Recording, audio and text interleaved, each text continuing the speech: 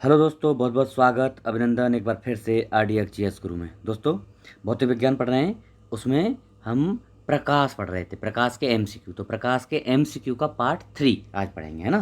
तो चलो शुरू करते हैं। पहला क्वेश्चन है, यानी 102वां क्वेश्चन है, प्रकाश का वर्ण विक्षेपण संभव है किससे? तो प्रिज्म द्वारा। पढ़ लेते हम, प्रिज्म के बारे में पढ़ रहे थे। जब सूर्य का श्वेत प्रकाश किसी प्रिज्म से होकर गुजरता है तो यह अपवर्तन के पश्चात प्रिज्म के आधार की ओर झुकने के साथ साथ प्रकाश के अवयवी वर्णों में विभाजित हो जाता है। इसी प्रक्रिया को वर्ण विक्षेपण यानी डिस्पर्सन ऑफ लाइट कहते हैं। ठीक है। अधोलिखित में कौन सा रंग इंद्रधनुष के मध्य में होता है? तो देखो, वायलेट, इंडिगो, ब्लू और फिर ग्रीन होता है भाई, ग्रीन। देखो, तीन उधर से हटा दो, तीन उधर से, 7 रंग होते हैं ना। वायलेट, बिबिग्योर होता है, VIBGYOR, violet, indigo, blue, green, yellow, orange and red. तो ग्रीन होता है बीच में। ठीक है, देखो जरा, violet, indigo, blue, green, yellow, orange and red. तो नीचे से ऊपर की तरफ है, अंदर से बाहर की ओर है ये। Violet, indigo, blue, green, yellow, orange and red are the, ये पोएम थी, क्लास 3 में पोएम है ये, NCERT में। Violet, indigo, blue, green, yellow, orange and red are the colours of the rainbow. ये और अंदर से बाहर की ओर है। ठीक है, याद रखना। इन धनुष के दोनों सीमांत मतलब लास्ट वाले रंग, तो वायलेट और रेड, वायलेट और रेड मतलब बैंगनी और लाल, डी ऑप्शन। दोपहर के 12 बजे किस दिशा में इंद्रधनुष दिखाई देगा? इंद्रधनुष कहाँ दिखेगा? दिखाई नहीं देगा, क्योंकि देखो, इंद्रधनुष 12 बजे नहीं दिख सकता। क्यों? कारण क्या है? दोपहर के 12 बजे सूर्य सीधे सिर के ऊपर होता है, अतः प्रकाश का अपवर्तन वर्षा की बूंदों में नहीं हो पाता। इंद्रधनुष हमें दिखाई नहीं पड़ेगा, 12 बजे दिखाई नहीं पड़ेगा। इंद्रधनुष हमेशा सूर्य की दिशा के विपरीत दिशा में दिखाई देता है। जब सूर्य पूर्व में होता है तो सुबह के समय यानी इंद्रधनुष पश्चिम दिशा में दिखाई देगा, और जब शाम के टाइम सूर्य पश्चिम दिशा में होगा तो इंद्रधनुष पूर्व की ओर दिखाई देगा। ठीक है, ये होता है। चलो अगला देखते हैं। कथन कारण का क्वेश्चन है, एक छड़ी को जल में तिरछी स्थिति में डुबोया गया, यदि बगल में देखा जाए, बगल से देखा जाए तो छड़ी छोटी और जल की सतह पर झुकी हुई प्रतीत होगी। एकदम राइट है, पहला राइट है। ठीक है। अच्छा, दूसरा क्या है?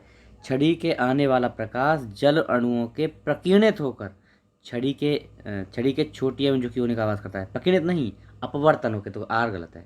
ए सही, सी ऑप्शन, ए सही, आर गलत। क्यों? छड़ी को जल में तिरछी स्थिति में डुबोने पर छड़ी छोटी तथा जल की सतह पर झुकी हुई प्रतीत होगी। क्यों? इसका कारण क्या है?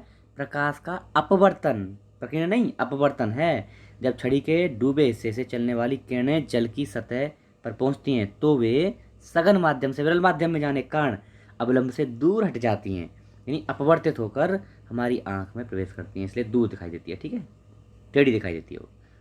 निम्नलिखित कथनों पर विचार कीजिए।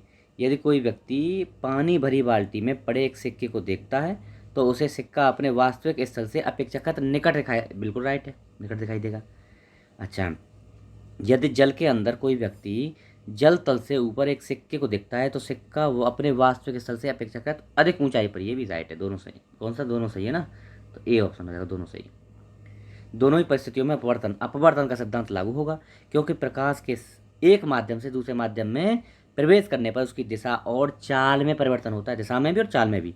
प्रथम परिस्थिति में जल से बाहर स्थिति प्रेक्षक के संदर्भ में प्रकाश किरण सघन माध्यम, यानी सघन माध्यम क्या? जल से विरल माध्यम वायु में प्रवेश करती है, अतः अपवर्तन के कारण सिक्का अपनी वास्तविक स्थिति से निकट प्रतीत होता है। द्वितीय परिस्थिति में जल के अंदर स्थित प्रेक्षक के संदर्भ में प्रकाश की किरण विरल माध्यम यानी वायु से सघन माध्यम जल में प्रवेश करती है, अतः सिक्का अपने वास्तविक स्थल से अपेक्षाकृत अधिक ऊंचाई पर दिखाई देगा। ठीक है, ये है रीजन। चलो, अच्छा, जल में वायु का बुलबुला किसकी भांति व्यवहार करता है? तो उत्तल लेंस, अवतल लेंस, ऑप्शन डी, अवतल लेंस। देखो, पानी में डूबा हुआ, इंपॉर्टेंट है, पानी में डूबा हुआ वायु का बुलबुला जिसकी सतह उत्तल होती है, सतह उत्तल है लेकिन लेकिन उल्टा है, अगर पानी में डूब जाएगा ना तो उल्टा हो जाता है, इसलिए वो अवतल की तरह प्रयोग करता है, अवतल की तरह व्यवहार करता है। देखो क्या है, पानी में डूबा वायु का बुलबुला किसी जिसकी सतह उत्तल होती है अवतल लेंस यानी अपसारी लेंस की भांति व्यवहार करता है। पानी का अपवर्तनक वायु से अधिक होता है, इसलिए जल में डूबे हुए बुलबुले के लेंस की प्रकृति बदल जाती है। पानी का अपवर्तनक ज़्यादा होने के कारण लेंस की प्रकृति बदल जाती है, तो बुलबुला किसका? अवतल लेंस की भांति व्यवहार करेगा। जल के अंदर वायु का बुलबुला व्यवहार करता है किसकी? अपसारी लेंस, सी अवतल लेंस। किसी व्यक्ति का पूरा प्रतिबिंब देखने के लिए एक समतल दर्पण की न्यूनतम ऊंचाई आधी करनी होगी, व्यक्ति की ऊंचाई के आधा करना होगा, डी ऑप्शन, बी ऑप्शन। देखो, अगर कोई h ऊंचाई का व्यक्ति समतल दर्पण में अपना पूर्ण प्रतिबिंब देखना चाहता है तो उसे h/2 यानी आधा करना होगा ऊंचाई, ठीक है, तब देख पाएगा। एक समतल दर्पण की वक्रता त्रिज्या होती है कितनी? एक और अनंत के बीच, नहीं अनंत होती है। समतल दर्पण की वक्रता त्रिज्या अनंत होती है। देखो, हम जानते हैं कि समतल दर्पण के प्रतिबिंब दर्पण से उतनी ही दूरी पर स्थित होता है जितनी दूरी पर वास्तविक वस्तु दर्पण के सामने होती है। अर्थात छोड़ दो इन सबको, बस यहाँ दिमाग लगाना है कि वक्रता त्रिज्या कितनी होती है। समतल दर्पण की वक्रता त्रिज्या को अनंत लेना उचित है, अनंत होती है, ठीक है। अब देखो, 1.5 मीटर लंबे व्यक्ति को अपना खड़ा संपूर्ण प्रतिबिंब देखने के लिए आवश्यक दर्पण की न्यूनतम ऊंचाई आधी होगी। 1.5/2 तो कितना हो जाएगा? 0.75 है। किसी व्यक्ति को अपना खड़ा संपूर्ण प्रतिबिंब देखने के लिए आवश्यक दर्पण की न्यूनतम लंबाई आधी, तो कितना होगा? 1.5/2 तो कितना होगा? 0.75, ठीक है।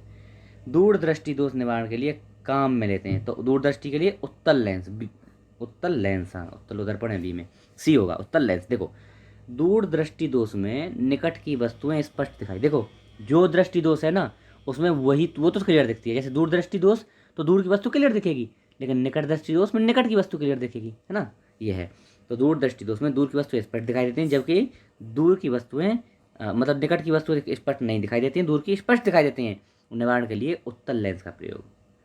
दूरदृष्टि दोष वाले व्यक्ति के संबंध में निम्नलिखित कथनों में से कौन सा एक सही नहीं है? व्यक्ति दूर के पिंडों को स्पष्ट देख सकता है, राइट है। लेंस का अभ्यंतर अधिक होता है, ये भी राइट है। निकट के पिंडों का प्रतिबिंब रेटिना के पीछे फोकस होता है, ये भी सही है, निकट वालों का रेटिना के पीछे। दोष को ठीक करने के लिए अवतल लेंस, नहीं भैया उत्तल लेंस पड़े ना भी, उत्तल लेंस, डी ऑप्शन सही नहीं है। यह दोष मुख्यतः आँख की पुतली के अधिक छोटे, आँख की पुतली छोटी हो जाने के कारण कार्निया के अधिक समतल होने के कारण होता है। पुतली छोटी जाती है, कार्निया अधिक समतल हो जाता है, इस कारण होता है। दोष को ठीक करने के लिए उत्तल लेंस, ओके। चलो, निकट उल्टा आ गया, निकट दृष्टि दोष अवतल लेंस, तो कौन सा? Concave lens, B concave lens. निकट दृष्टि दोष मतलब नज़दीक की वस्तु दिखेगी लेकिन दूर की नहीं दिखेगी, तो इसके लिए अवतल लेंस, अपसारी लेंस, कॉनकेव लेंस, है ना, ये सब नाम है उसके। कॉन्वेक्स होता है उत्तल। निकट दृष्टि दोष ठीक करने किया जाता है किससे? तो उत्तल लेंस। निकट पर पूछा है ना भाई, एक मिनट, निकट पूछा है हमको, तो अवतल लेंस, दूर दूर दर उत्तर। एक निश्चित दूरी से अधिक पर रखी वस्तु को स्पष्ट नहीं देख पाता व्यक्ति, तो हो गया निकट दृष्टि दोष, और नज़दीक की देख लेगा। निवारण के लिए अवतल लेंस, ओके। मायोपिया, निकट दृष्टि दोष, मायोपिया क्या बोलते हैं, इंपॉर्टेंट है। मायोपिया निकट दृष्टि दोष, तो वही हो गया अवतल लेंस। निकट दृष्टि दोष रोग मुक्ति, अवतल लेंस। जब एक व्यक्ति तीव्र प्रकाश क्षेत्र से अंधेरे कमरे में प्रवेश करता है तो उसे कुछ समय के लिए स्पष्ट दिखाई नहीं देता है, बाद में धीरे धीरे चीज़ें सामान्य होने लगती हैं। इसका कारण क्या है? पुतली के आकार में परिवर्तन, ये भी रही है, राइट है। लेंस के व्यास का फोकल दूरी में परिवर्तन, ये नहीं है, बी नहीं है। अच्छा, इसमें देखो ये गलत था, ये क्वेश्चन ही गलत था। रेडोप्सिन विरंजक का पुनः विचलन करना, ये भी सही है। आंखों का अंधेरे के प्रति कुछ समय सुग्राही अनुकूलित होना, ये भी सही है। तो ए, सी और डी ये सही है इसमें, ए, सी, डी। देखो क्या होता है, आंख में स्थित कोन फोटोरिसेप्टर तीव्र प्रकाश के प्रति सुग्राही होता है, अनुकूल होता है, जबकि रॉड रिसेप्टर अंधेरे के कार्य करने के लिए अनुकूल होता है। तीव्र प्रकाश में रोडोप्सिन यानी रॉड रिसेप्टर समाप्त हो जाता है या क्षीण हो जाता है तीव्र प्रकाश में, अच्छा, जबकि अंधेरे में रोडोप्सिन के पुनः संश्लेषण हो जाने के कारण अंधेरे में रखी वस्तुएं दिखाई देने लगती हैं। अच्छा, तीव्र प्रकाश के क्षेत्र से अंधेरे कमरे में प्रवेश करने पर पुतली के आकार में परिवर्तन होता है। देखो, पुतली का आकार में परिवर्तन होता है जिससे आंखों को अंधेरे के प्रति अनुकूल होने में कुछ समय लगता है। दो विकल्प हो गए, ए और डी, और सी वाला भी बता दिया मैंने, है ना। ये जो है अंधेरे के प्रति रोडोप्सिन पुनर्विचरण और पुनः संश्लेषण हो जाने के कारण अंधेरे के लिए देख पाता है ना। तो ए, सी, डी सही है इसमें, इसलिए गलत था क्वेश्चन। इसमें ये होता कौन सा सही नहीं है, तब हमारा बी ऑप्शन हो जाता है, ओके। पढ़ने में काम आने वाले ग्लासेज किस प्रकार के लेंस है? तो भैया एक से उत्तल लेंस, इंपॉर्टेंट। बीच में मोटे, किनारे पर पतले आकार वाले ग्लासेज को उत्तल कॉन्वेक्स लेंस कहते हैं। बीच में मोटा, किनारों पतला, कॉन्वेक्स लेंस। यह अनंत से आने वाली किरणों को सिकोड़ता है, संकेंद्रित कर देता है, अतः इसे अभिसारी यानी कन्वर्जिंग लेंस कहते हैं। उत्तल लेंस या अभिसारी लेंस का उपयोग पढ़ने वाले ग्लासेज में क्या आता है, दूरदृष्टि दोष के लिए भी इसका निवारण है, तो दूरदृष्टि इसका निवारण भी करता है। आंख में संकेंद्रण होता है लेंस की उत्तलता में परिवर्तन द्वारा, उत्तलता में संकेंद्रण उत्तलता में परिवर्तन के कारण। ओके, चलो चलो अगला देखते हैं, निम्नलिखित कथनों पर कौन सा सही नहीं है बताना है आपको। मृग तृष्णा एक प्रकाशिक भ्रम है जो प्रकाश के पूर्ण आंतरिक परावर्तन से उत्पन्न होती है, सही है। सर्च लाइट में अवतल दर्पण का प्रयुक्त होता है, सही है, राइट है। गर्मी में सामान्यतः सफ़ेद एवं हल्के कपड़ों गाढ़े रंग के कपड़ों की तुलना में वरीय वरीय माने जाते हैं, ये भी सही है। एक छोटे छिद्र वाला उत्तल दर्पण डॉक्टरों द्वारा रोगियों के कान नाक आँख गले की जांच के लिए, नहीं भैया ये गलत है, क्यों, अवतल अवतल दर्पण का प्रयोग होता है ना, तो डी ऑप्शन ही गलत हो जाएगा। कैसे, देखो हेड मिरर बोलते हैं इसको, हेड मिरर का प्रयोग डॉक्टरों द्वारा कान नाक और गले यानी ईएनटी डिपार्टमेंट, ईएनटी यानी आई नोज और थ्रोट की जांच करने के लिए क्या आता है, एक छोटे छिद्र वाला अवतल दर्पण होता है। क्या होता है, अवतल दर्पण, ठीक है जी। चलो, खोज बत्ती में दर्पण जो प्रयुक्त होता है कौन सा होता है, नतोदर, नतोदर यानी उत्तल अवतल। कारों की हेडलाइट यानी खोज बत्ती, सर्च लाइट बोलते हैं उसको, आदि में परावर्तक के रूप में अवतल या नतोदर, नतोदर मतलब अवतल दर्पण का प्रयोग किया जाता है। अवतल दर्पण के प्रयोग द्वारा खोज बत्ती से समांतर प्रकाश पुंज उत्पन्न होता है, समांतर प्रकाश पुंज उत्पन्न होता है। स्पष्ट दृष्टि की न्यूनतम दूरी कितनी है, 25 सेंटीमीटर, इंपॉर्टेंट है, याद रखना। नेत्र के सामने की वह निकटतम दूरी जहाँ पर रखी वस्तु नेत्र को स्पष्ट दिखाई देती है, नेत्र की स्पष्ट दृष्टि की न्यूनतम दूरी कहलाती है। आँख के लिए 25 सेंटीमीटर होती है, ठीक है। इसे आँख का निकट बिंदु भी कहते हैं, निकट बिंदु 25 सेंटीमीटर। निकट बिंदु की तरह दूर बिंदु भी होता है जो सामान्य आँख के लिए अनंत होता है, दूर बिंदु अनंत होता है। अतः सामान्य मनुष्य की नेत्र दृष्टि का विस्तार 25 सेंटीमीटर से लेके अनंत तक होता है। निकट बिंदु 25 सेंटीमीटर, दूर बिंदु अनंत, तो 25 सेंटीमीटर से लेके अनंत तक विस्तार होता है सामान्य आँख का। ओके जी। सामान्य आँखों के लिए स्पष्ट दृष्टि की न्यूनतम दूरी कितनी है, 25 सेंटीमीटर, डी।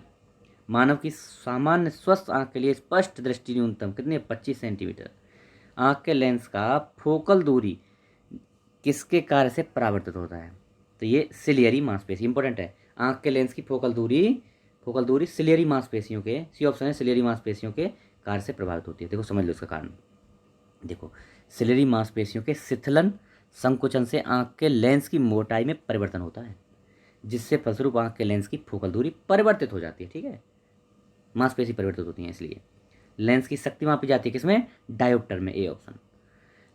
एक लेंस की क्षमता या शक्ति P फोकल दूरी F के प्रतिलोम यानी रेसिप्रोकल के बराबर होती है। शक्ति जो है उसकी फोकस दूरी के प्रतिलोम के बराबर होती है, जबकि फोकस दूरी मीटर में मापी जाती है, यानी P is equal to 1/F metre. Lens क्षमता का मात्रक डायोप्टर होता है, इसे डी कैपिटल डी से प्रदर्शित करते हैं। उत्तल लेंस की क्षमता, हाँ इंपॉर्टेंट है, उत्तल लेंस की क्षमता धनात्मक और अवतल लेंस की क्षमता ऋणात्मक, इंपॉर्टेंट है। उत्तल लेंस की क्षमता धनात्मक होती है और अवतल लेंस की क्षमता ऋणात्मक होती है। उत्तल लेंस दूरदृष्टि दोष, अवतल लेंस निकट दृष्टि दोष, ठीक है। लेंस की क्षमता मापी जाती है किसमें, डायोप्टर में, डी। किसी ऐनक के लेंस की पावर +2 डायोप्टर हो तो इसके फोकल दूरी कितनी हो जाएगी, इंटू 2 कर दो भाई, 25 से 50 हो जाएगी, सी हो गया, ज़्यादा दिमाग नहीं लगाना, 50 हो जाएगी, ठीक है। चलो, धूप के चश्मों की पावर कितनी होती है, 0 डायोप्टर होती है। धूप के चश्मे में कोई पावर नहीं होती, 0 डायोप्टर, ठीक है। समान फोकस दूरी वाले कांच के दो लेंस जिनमें एक उत्तल और दूसरा क्या है, अवतल, उत्तर और अवतल हैं, समान फोकल दूरी वाले कांच के दो लेंस रखें, सटा कर रखे गए हैं, तो इस युग्म का व्यवहार कैसा होगा, क्या होगा, कांच की समतल चादर जैसा होगा, सी। देखो सी ऑप्शन है, समान फोकल दूरी के अभिसारी एवं अपसारी लेंस को एक साथ सटा कर रखने पर वे कांच की समतल प्लेट की भांति व्यवहार करेंगे। अभिसारी लेंस की फोकस दूरी धनात्मक, अभिसारी यानी उत्तल लेंस की फोकस दूरी धनात्मक, अपसारी यानी कौन सा, अवतल लेंस और कॉनकेव लेंस, अवतल और कॉनकेव बोलते हैं कि फोकस दूरी ऋणात्मक होती है, जिससे दोनों लेंसों का युग्म प्रतिफल शून्य हो जाता है और यह संयुग्मन समतल प्लेट की तरह व्यवहार करता है।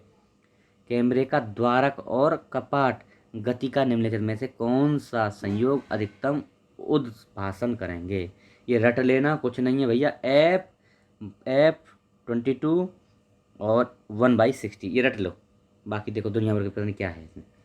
आँख से रेटिना की परंपरागत कैमरे से तुलना निम्नलिखित में से किस भाग से की जाती है, तो फिल्म से। रेटिना की तुलना किससे, फिल्म से। आँख का रेटिना परंपरागत कैमरे की फिल्म की तरह कार्य करता है। रेटिना अपने से टकराने वाली प्रकाश किरणों को विद्युतीय सिग्नलों में परावर्तित करता है। विद्युत सिग्नलों में परावर्तित करता है रेटिना, जिन्हें दृश्य सराहें मस्तिष्क तक ले जाती है। ठीक है, तो रेटिना सिग्नलों में चेंज कर देता है और उनको दृश्य सराहें ले जाती हैं कहाँ तक? मस्तिष्क तक। मनुष्य की आंख में किसी वस्तु का प्रतिबिंब जिस भाग पर बनता है, कहाँ ये बनता है? रेटिना पर भी बनता है। कहाँ है? दृष्टिपटल बोलते हैं उसको हिंदी में, रेटिना।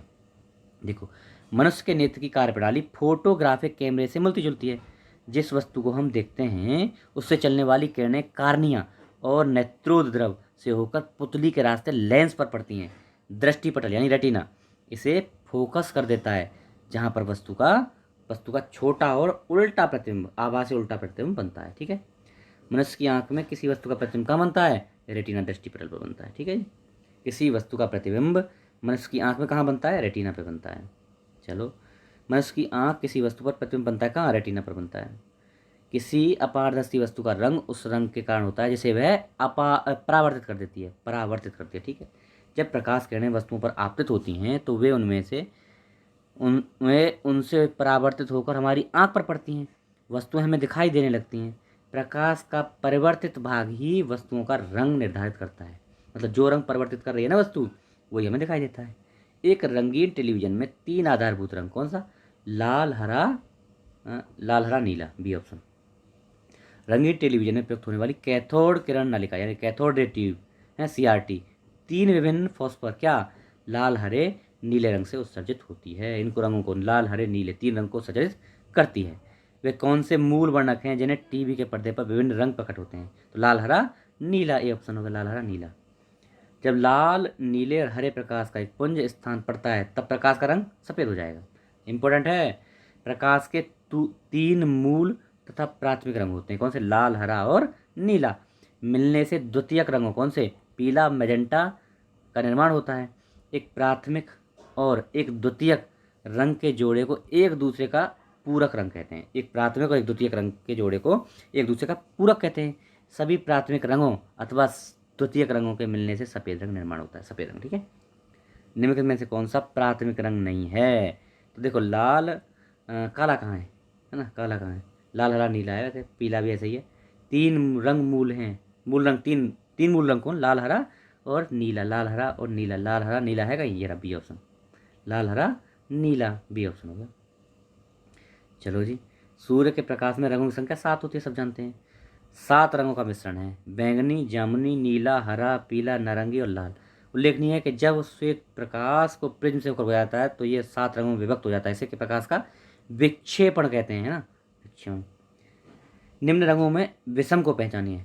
तो देखो, भूरा क्या है? लाल, हरा, है, पीला, ये सब क्या है? विविगोर, देखिए विविगोर पढ़े ना, violet, indigo, blue, green, yellow, orange and red, ये क्या है? इंद्रधनुष के रंग है, प्रकाश के रंग है, लेकिन भूरा उसमें रंग नहीं होता है। ठीक है, अतः भूरा रंग असंगत है। देखो, विविगोर समझ लो, violet, indigo, blue, green, yellow, orange and red, ये जो है इंद्रधनुष के भी कलर हैं और अंदर से बाहर की ओर होते हैं विविगोर। ठीक है, याद रखना। अच्छा, प्रिज्म में जब प्रकाश का विक्षेपण अर्थात वर्ण विक्षेपण होता है किससे? प्रिज्म से। और इंद्रधनुष में भी इन्हीं रंगों का प्रयोग होता है। ठीक है, इन्हीं घटनाओं का परिणाम स्वरूप है। निम्नलिखित घटनाओं पर विचार कीजिए। गोधूलि से सूर्य का अमाप, उषा काल में सूर्य का रंग, उषा काल में चंद्रमा का दिखना, आकाश में तारों का टिमटिमाना, आकाश में ध्रुव तारे का दिखना। देखो, इसमें जो है, इसमें पहला गोधूल, ये क्या है? कौन से दृष्टि भ्रम है? तो देखो, आकाश में ध्रुव, 5 तो हटा दो, 5 हटा दो, ये भी हट गए, दोनों हट गए हैं, ये तो है नहीं, ये हट गए दोनों। उसके बाद में 1, 2 उषा काल में सूर्य का रंग, और 3 है चंद्रमा का दिखना, ये 3 भी नहीं है, तो क्या हो गया? ये भी हट गया। तो सी ऑप्शन होगा, सी है ना, सही है। देखो, गोधूलि से सूर्य का आमाप, ये सही है। उषा काल में सूर्य का रंग से, ये भी सही है। और आकाश में तारों का टिमटिमाना, ये सही है। 1, 2 और 4, 1, 2, 4, ये जो है ये सी ऑप्शन हो जाएगा। ठीक है, देखो, संध्या के समय सूर्य का आकार बड़ा दिखना एक दृष्टिभ्रम है। उषा काल में सूर्य का लाल दिखना एवं आकाश में तारों का टिमटिमाना भी दृष्टिभ्रम है। आसमान में जगमगाते तारों को देखकर हमें लगता है कि जैसे वे अनवरत नहीं चमक रहे बल्कि पल पल चमकना बंद करते हैं, लेकिन ऐसी बात नहीं है। तारे निरंतर एक समान चमकते रहते हैं। वायु में विभिन्न घनत्व वाली परतें होती हैं, अतः तारों से चलने वाले प्रकाश का अपवर्तन इन विभिन्न घनत्व वाली परतों से होता है। प्रकाश की मात्रा घट बढ़ जाती है, साथ ही वायुमंडल की परतें भी हिलती रहती हैं। अतः तारे टिमटिमाते नज़र आते हैं। ठीक है, तो ये हमारा आज का लेक्चर कंप्लीट। आशा है आपको पसंद आएगा, आप लोग शेयर करेंगे इसे। तो ये हमारा प्रकाश भी कंप्लीट। बस इसको शेयर करिए, लोगों को बताइए और थोड़ा सा हेल्प करिए सब्सक्राइब बढ़वाने में। बाकी मैं इसको धीरे धीरे संपन्न कर रहा हूँ। Okay, thank you so much.